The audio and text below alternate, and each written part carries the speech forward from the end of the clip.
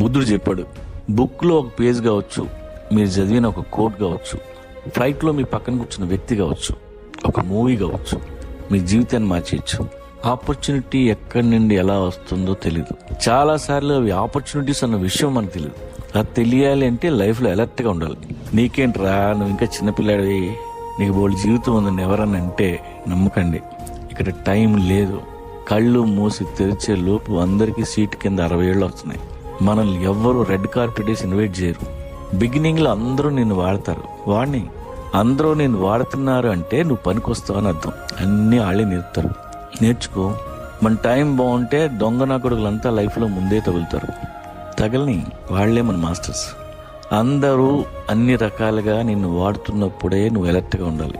ఎందుకంటే మనకు వచ్చిన అవకాశం మీద ఆపర్చునిటీ అని రాసి ఉండదు, మనమే గుర్తించాలి.